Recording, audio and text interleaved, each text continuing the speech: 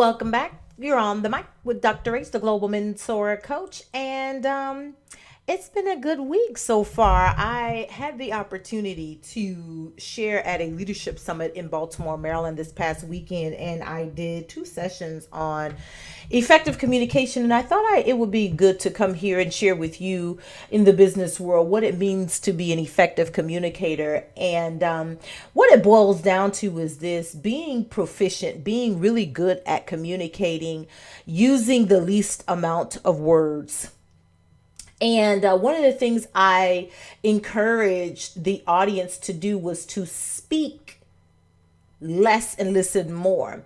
I said that you should speak 20% of the time and listen 80% of the time. And then I challenged the audience to stretch it to only speaking 10% of the time and listening 90% of the time. It's really important to pay close attention. When you're not speaking, you can really observe a lot of things and really take in what the person is saying, not just with their words, but also with their facial expressions, body language, tone, pitch, the speed at which they communicate. All of these different things affect the message and how it is received. The other thing that I talked about was culture. Now, culture transcends ethnicity. That is a huge part of communication. But you have to understand that culture is also industry specific. It is specific to sex because men communicate completely different than women. Age, because baby boomers don't communicate the same way as Gen X, which don't, and they definitely don't communicate the same way as millennials, and so on and so forth. And then, if you think about all of the different industries there are, or organizations, every organization has their own culture within themselves. And so just looking at when it comes to your organization's culture, you want to make sure that the way you communicate is consistent throughout the organization. Another thing I wanted to share with you was about culture and how it can affect the way you communicate is, a lot of times, especially I'm specifically speaking to ethnicity right now, the message is lost because we have the perception we have of the person that's communicating is off. We don't understand. And I admonish the leaders, as the leaders, to make sure they understand where the other person is coming from. What do I mean? If you have an employee who is chronically late to meetings, they're chronically late to work, it's just a chronic problem. Perhaps the issue is that culturally speaking, it is acceptable and the norm. That does not excuse the behavior. But once you understand, then you can begin to address the problem to help that person rehabilitate themselves and correct the issue. You may have an employee who speaks very loud and forceful or maybe aggressive to you, but culturally speaking, it's just the way they are. Some cultures speak with passion. They speak loud. So it doesn't mean that they're being argumentative or overly aggressive about everything or taking everything personal. It just means that just may be culturally acceptable and the norm. You may have an employee who uses very strong direct eye contact. That is the norm in a lot of cultures. Whereas some don't give eye contact at all because it is not appropriate to give direct eye contact to a leader.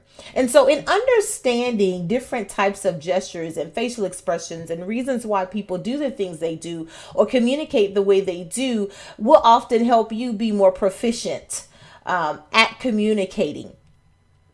One of the things that I also addressed was I gave certain examples. A lot of it has to do with space. Here in the West, we require a great deal more space than other cultures. What do I mean? We have something called a bubble in the West. And basically,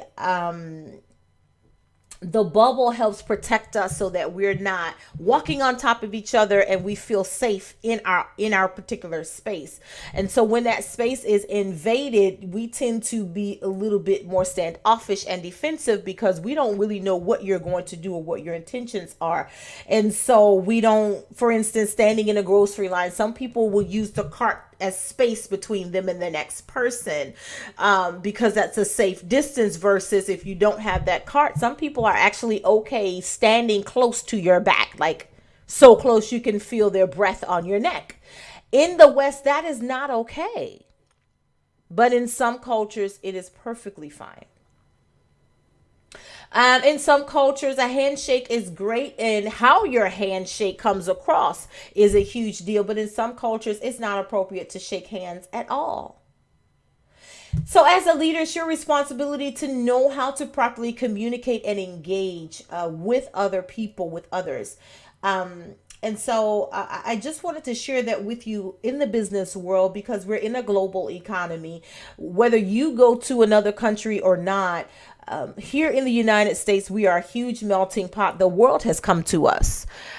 It's also come to us by way of the internet and e-commerce. And you have to understand that when communicating in virtually, and that means through text messaging, social media, as well as email, it's important to make sure you address your pitch and your tone in your emails and in your text messages, because it can come across a little harsh. I sometimes it's okay to write it and step away, or let someone else review it to make sure that it's clear cut and it's clean, and it's not overly strong and aggressive. The other thing I admonish you is, if you do not have a social media policy, you really should have one as a business, because you all reflect the culture of your business, and you want to make sure that the way people are communicating is indicative of that. We're seeing a lot of people lose their employment due to behavior that's being filmed and published, on social media. Most recently, a woman up in, I believe it was New Jersey, I think she either worked for a school system or for social services. She lost her job because she spat on an African American man and called him the N-word. So not only was her behavior inappropriate, but racial slurs are not okay. And when you're in government, any type of public office, you definitely want to make sure that your behavior is appropriate.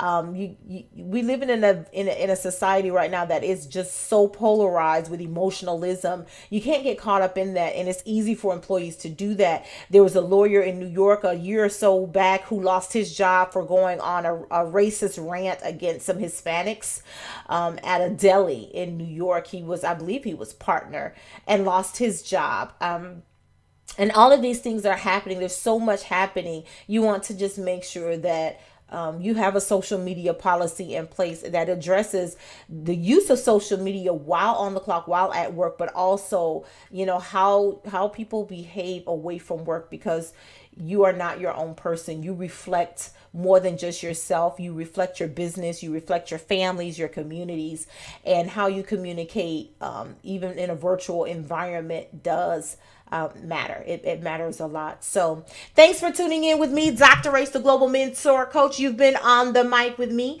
This has been another episode of Business Basics, where we talk all things business to help you grow your business.